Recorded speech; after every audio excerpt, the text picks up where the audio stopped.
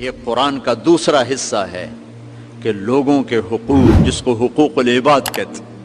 ایک حقوق اللہ ہے تھوڑے سے، نماز، روزہ، حج، زکوٰۃ، حقوق اللہ ختم ہو گئے۔ حقوق العباد بارش کے قطر، ماں کے لیے الگ ہے، باپ کے لیے الگ ہے، بیوی کے لیے الگ ہے، بچوں کے لیے الگ ہے،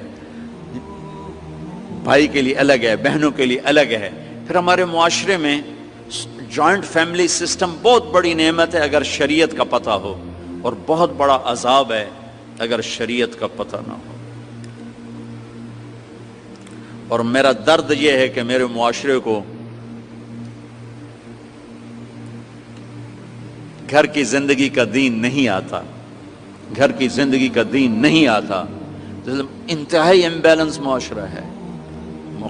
ماں باپ کی وجہ سے بیوی پہ زیادتی نہ کرنا، بیوی کی وجہ سے ماں باپ پہ زیادتی نہ کرنا۔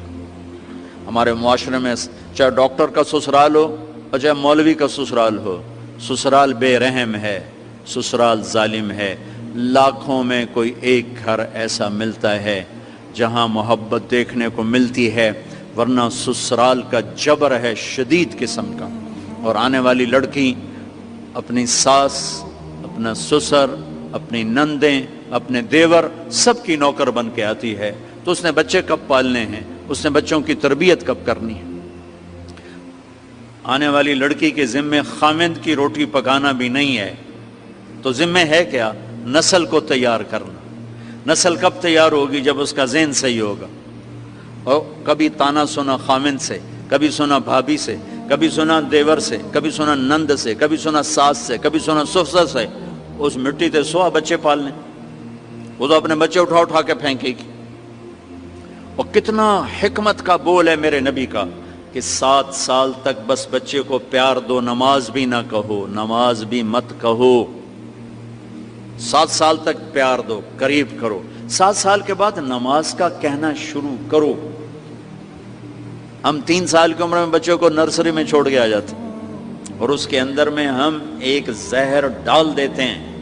3 سال کا بچہ کبھی اسکول جانے کے لیے تیار نہیں ہے، اور میں قربان جاؤں اپنے نبی پر، 7 سال تک بس سینے سے لگا کے رکھو، ماں اور بچہ اور باپ بس۔ اب دیکھنا نا حضرت ہاجرہ نے کیا کر کے دکھایا، 6 سال کے بچے کو کہاں پہنچایا، یا ابت افعل ما تؤمر، ابا جی ذبح کرنا ہے، جلدی کرو، اللہ اکبر، جلدی کرو، ذبح کرو۔ فرق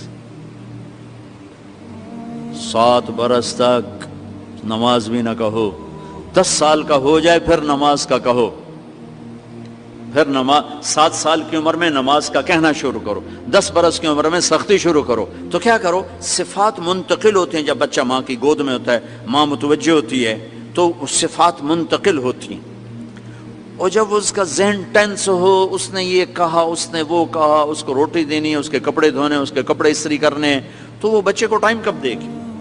تو یہ بہت امبیلنس سا معاشرہ ہے میرے بھائیو، اس کو سیکھو۔ میں جیسے نماز سیکھتے ہو، نبی کی معاشرت بھی سیکھو کہ آپ نے ایک مسلمان کا گھر کیسا ہونا چاہیے۔ آنے والی لڑکی کا حق ہے اسے الگ گھر لے کر دو، اگر اتنے پیسے نہیں اسے الگ سیٹ اپ بنا کے دو، اس کا باتھ روم ہو، اس کا کچن ہو، اس کا کمرہ ہو۔ اگر اس کی بھی گنجائش نہیں ہے تو کم از کم ایک کمرہ، ایک باتھ روم اور ایک چولہا اس کی ضرورت ہے، اسے الگ دو۔ یہ کوئی شریعت کے خلاف نہیں ہے۔ اپنے گھروں کو اپنے نبی والی زندگی سکھاؤ، اپنی بیٹیوں کو اچھے اخلاق سکھاؤ، اپنے بچوں کو اچھے اخلاق سکھاؤ۔